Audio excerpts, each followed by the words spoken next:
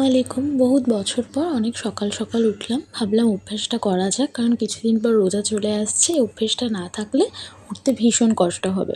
তো উঠলাম, তখন দেখি 5টা বাজে, একটুখানি বসেছিলাম তো 5টা 6 হয়ে গেছে। তারপর রান্নাঘরটা গিয়ে দেখি অবস্থাটা ভীষণ খারাপ। আমি কালকে বাবার বাড়ি থেকে বাড়ি এসেছিলাম, রাতে যতটুকু পেরেছি কিছু কাজ করেছি, বাকিটুকুনি করা হয়নি।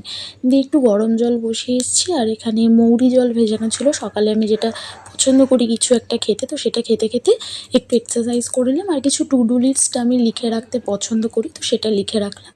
আর এখানে আমার হাজব্যান্ড ঘুমাচ্ছিল, কিন্তু আমার যেহেতু বেডশিটটা চেঞ্জ করবার ছিল, তো আমি ওকে একটু ডিস্টার্ব করলাম আর কি। দিয়ে চেঞ্জ করে ঘরটা ঝাড় দিয়ে ভালো করে মুছে নিলাম।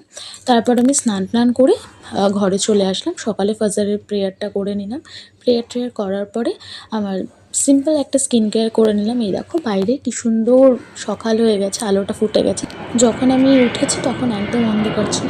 আর এই যে সামনে যেহেতু একদম এয়ারপোর্ট, অন্য কোনো সময় দেখাবোক্ষণ, এখন যেহেতু কুয়াশা ছিল একটু, তাই জন্য অতটা ভালো করে বোঝা যাচ্ছিল না। তো সকালে চেষ্টা করি কিছু জামা কাপড় ধুয়ে রাখার, যাতে একটু ইজি হয়ে যায় যখন আমি সকালে স্নান করি সেই সময়। তো ধুয়ে রাখবার পর একটু বসে গেছিলাম, একা একা নিজের সাথে টাইম কাটানোটাও তো ইম্পর্টেন্ট, তাই না? আর যেহেতু আমাদের এখানে টাইমে টাইমে জল আসে, তো আমি জলগুলো ভরে নিচ্ছিলাম। রান্নাঘরের অবস্থা তো বেজাই মানে খারাপ। আমি তাড়াতাড়ি বাসনগুলো বাইরে বের করে যতটুকুনি সম্ভব গুছিয়ে ঝাড়টা দিয়ে নিলাম।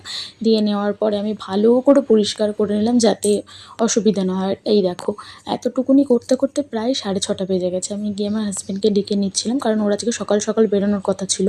আর ও যেহেতু একটু দূরে যাবে, ওখানে টিফিনটা বানিয়ে দিতে হবে, তাই আমি আগেই সমস্ত কিছু ওর টিফিনটা রেডি করে নিচ্ছিলাম। এখানে আমি আলু মটরশুঁটির তরকারি করেছি, আর একটু রুটি করেছি। বেশি তেমন কিছু করিনি, যেহেতু অনেক সকালে অত কিছু করবার সময় ছিল না।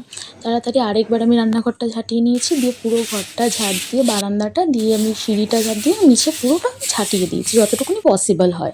তারপর আমি চলে গেছি বাসন মাজতে। মেজে নেওয়ার পরে আমি রান্নাঘরটা আরেকবার গুছিয়ে সমস্ত ঠিক করে রেখে, তারপরে সকাল থেকে কিছু খাওয়া হয়নি বলে রুটি আর সুজি খেয়ে নিলাম।